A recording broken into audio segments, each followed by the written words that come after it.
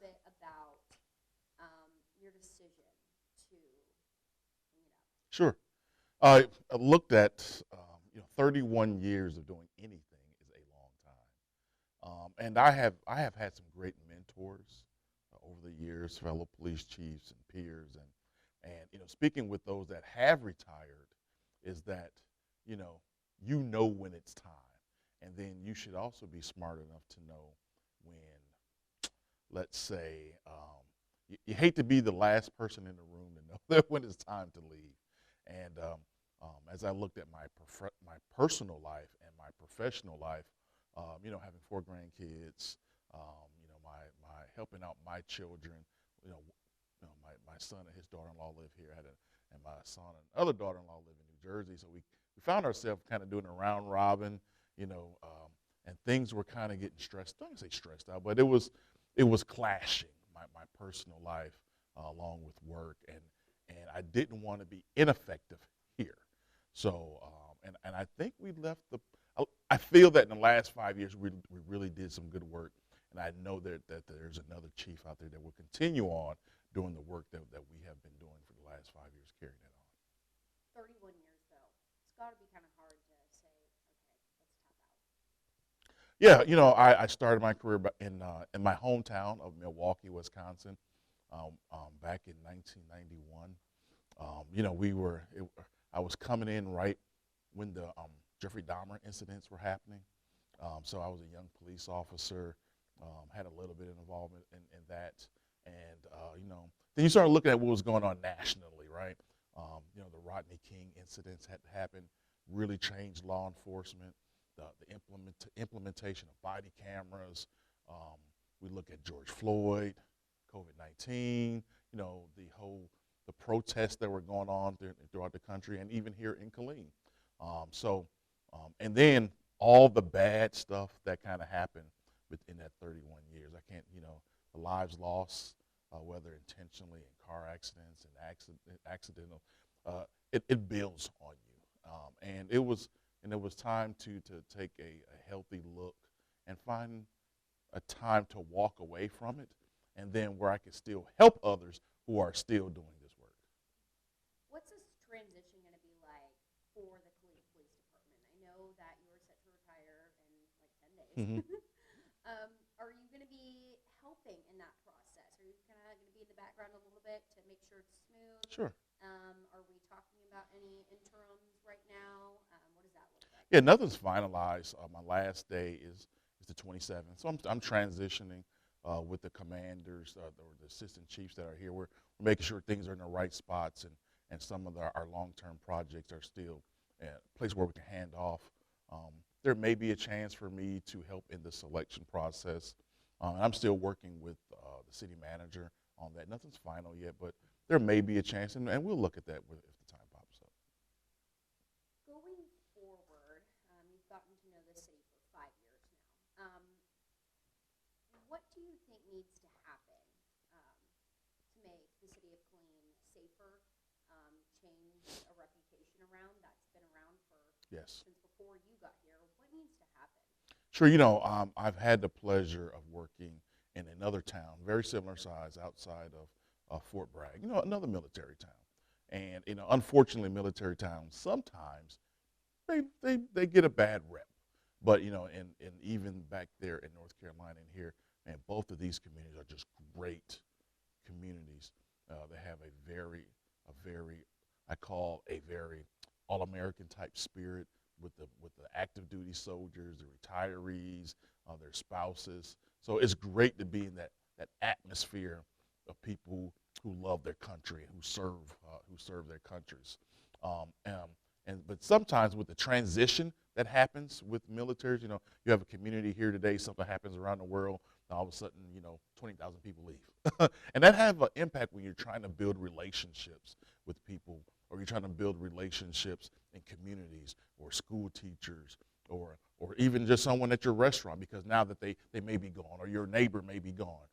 So it becomes a different type of policing, because you don't get to build on those relationships that you do. So if I have anything, is that we should build on those relationships that we have. We embrace the things that bring us together, our culture, our diversity, and if we can embrace that, man, it would make the community such a great place. I love going out in Killeen to dinner because I have so many choices. Do I want to eat Asian food? Do I want to eat German food? Do I want to eat Spanish food? But that's the great thing about this community. And even in our police department, we are very diverse, even though we need more officers, but we are a very diverse group of officers that serve this community. Let's talk a little bit about that. You just briefly snuck in a little answer in there. Does Killeen Police Department need more officers? Sure. Do they need more funding? Obviously, that's not all in your control or in a lot of people's control, but what do you think this department needs going forward? Sure. I think when we look at what happened in this country, 2 or 3 years ago with the effects of COVID-19 and the George Floyd incident in Minnesota and the whole relationship of police in this country, one of the byproducts of that is recruiting.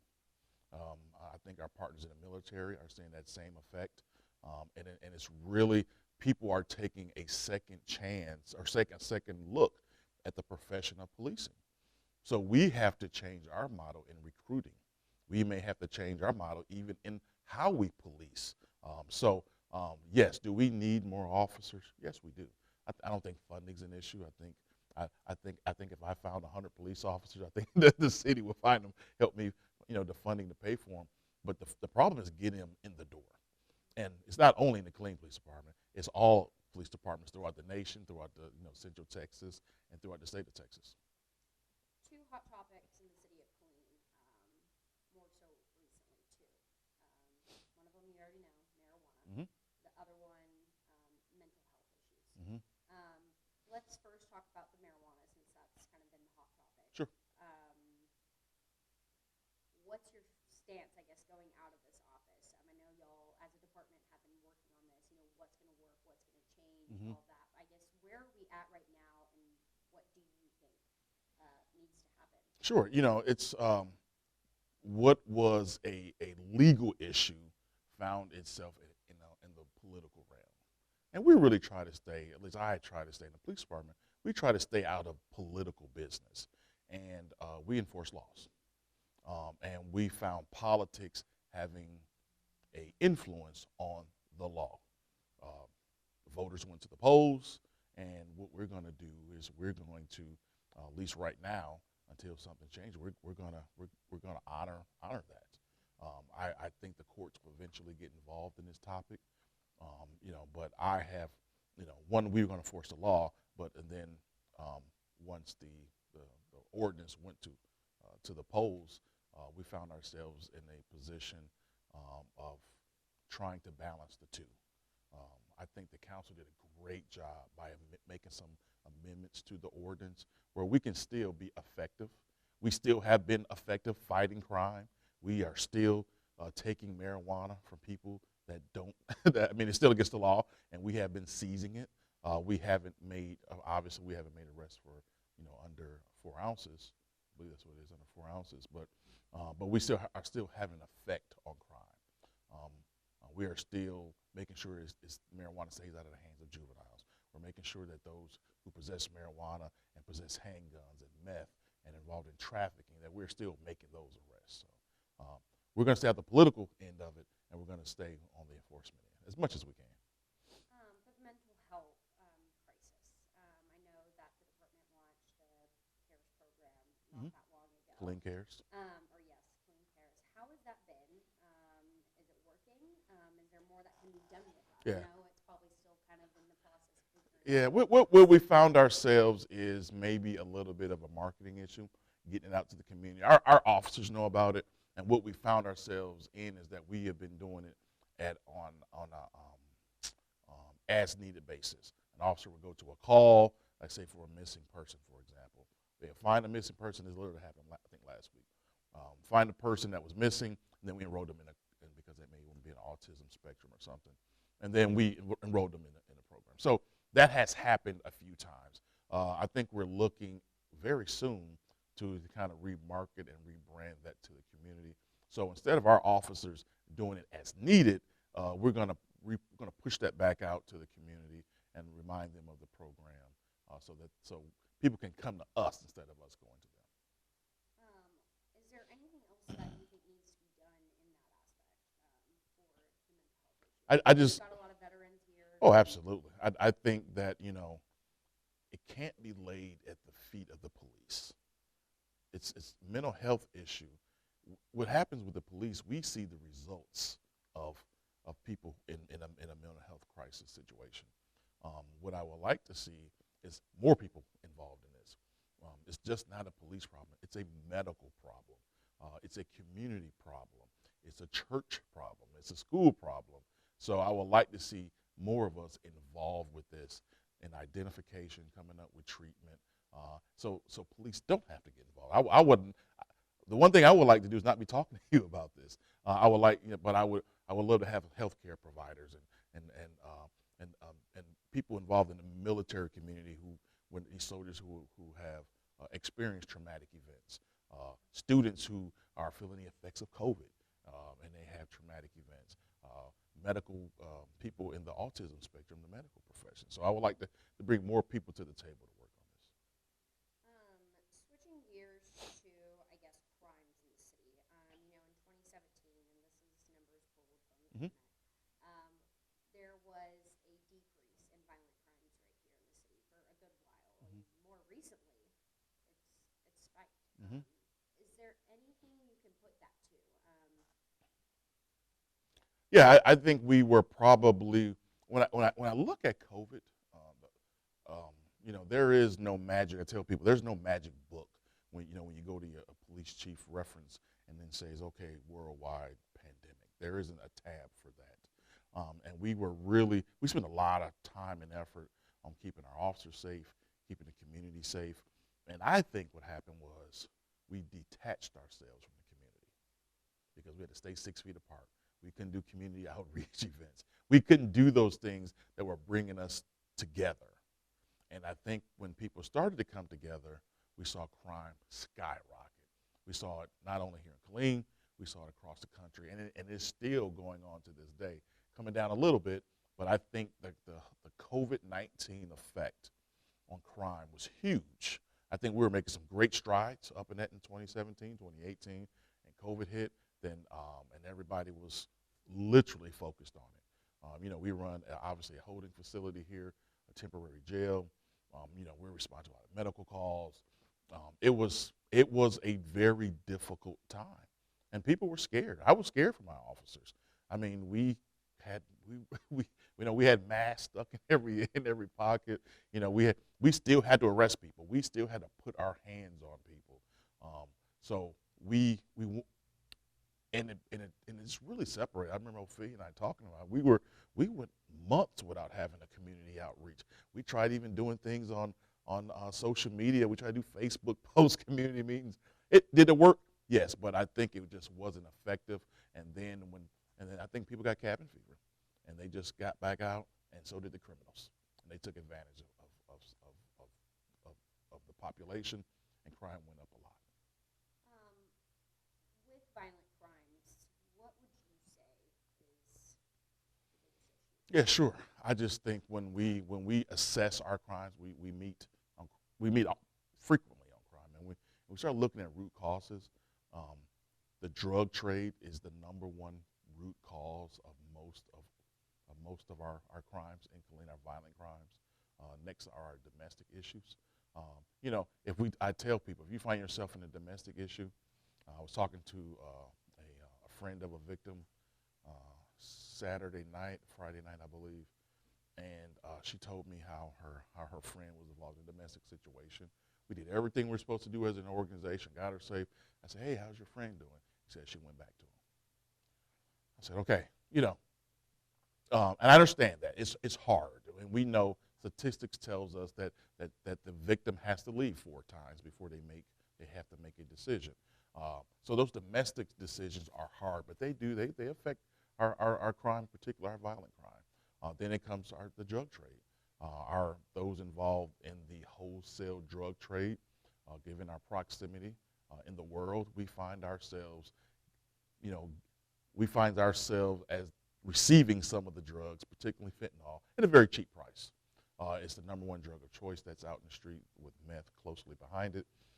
And then those who are addicted to the drugs, they have to continue to get it somehow. And then that's where that violent crime comes in.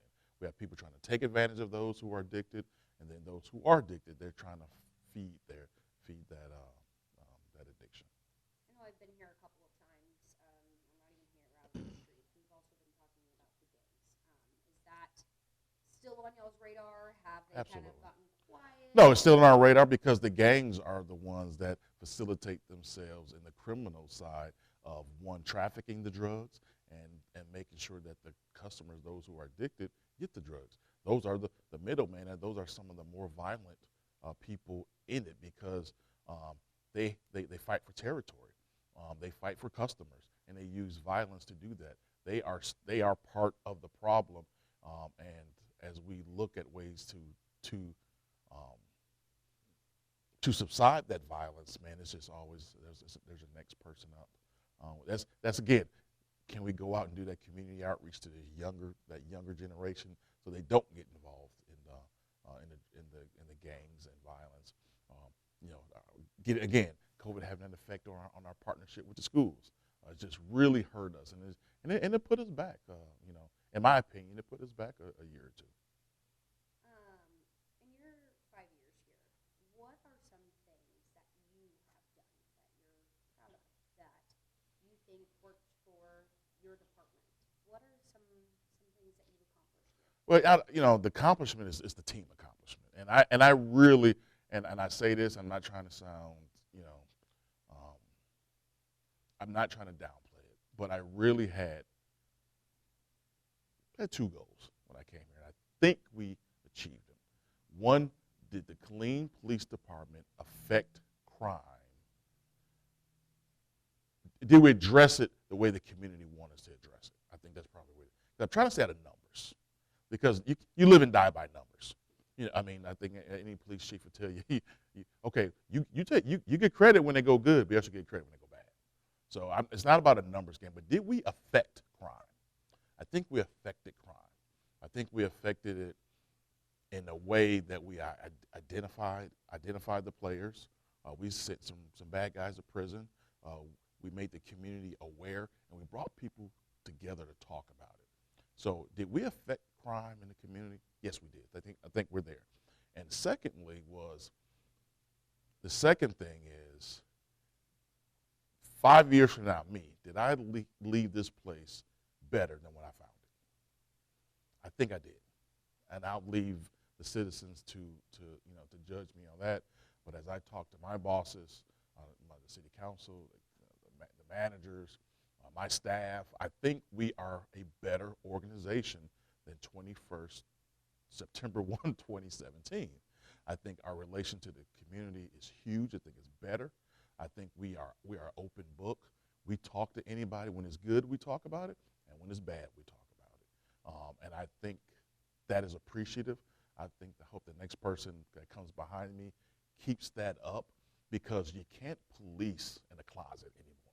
You have to be out talking with people, and you have to take it good and bad when it comes. And I think that we have done that. I think we are better, and I know we'll be better 5 years from now with someone else, whether it be internal, external. It is a great police department. I've been around many police departments in my 31 years, and we get it right here most of the times. I think I was thinking about this interview. I can't think about how many officers left, but then I always forget about the ones that came back. we always hear, you're down. But I have some just recently. I think I signed the paper last week of an officer that's returning. So I had an officer that he left, but he had to leave because he had a family matter, and he was literally crying because he didn't want to leave.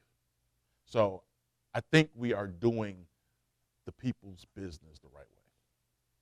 A tough question for anyone is self-reflecting on, what didn't work.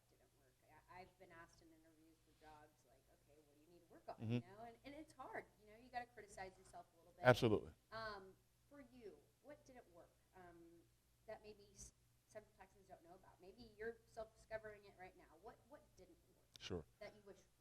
Yeah, I think that I wish I would have paid closer attention to recruiting.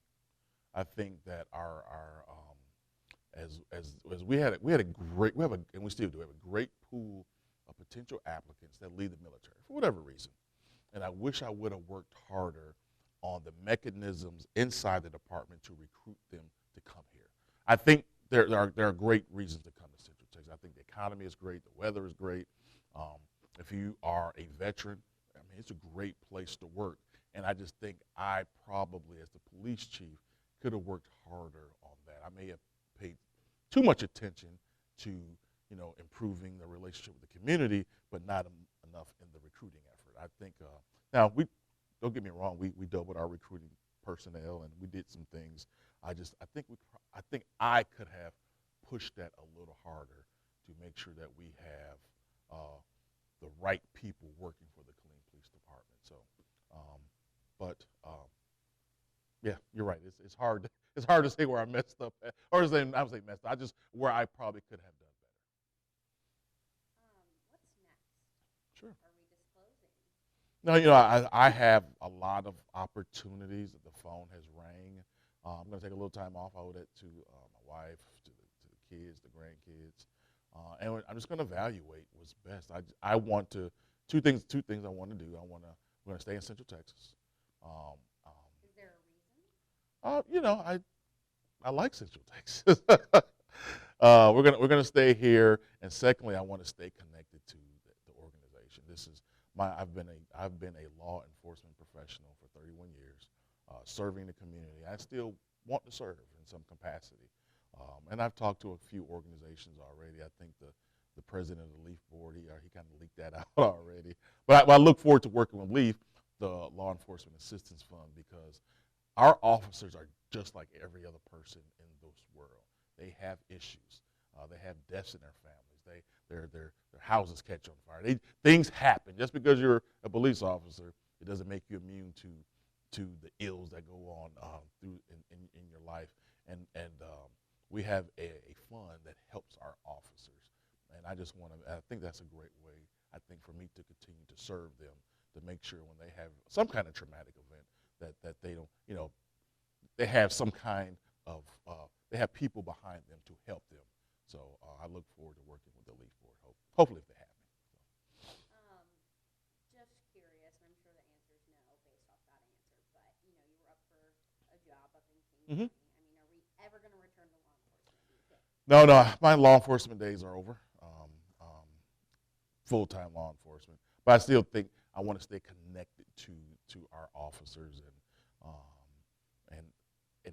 help them, because I know how hard this is. But as a full-time police chief, those days are just about to come to an end. So, yeah.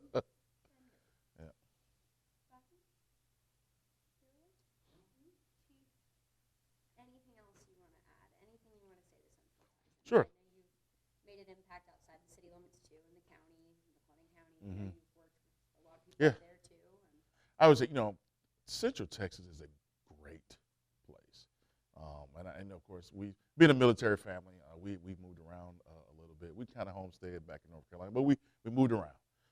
And when I look at the community of particularly Killeen, where I worked, and then I look at our friends just in Central Texas, and the relationships, the growth, the opportunities, and when you look at crime, it's not that bad. I mean, relatively speaking, So I feel safe. I walk the streets. I go out to dinner,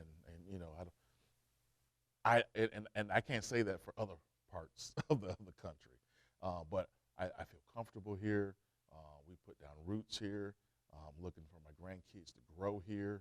I'm looking forward to going to football games now Friday nights, and I don't have to keep my head on a swivel all the time, but and get out of work mode a little bit. Let somebody else do that. But a great community, and I look forward to the opportunities that await me and my family as we stay here in Central Texas.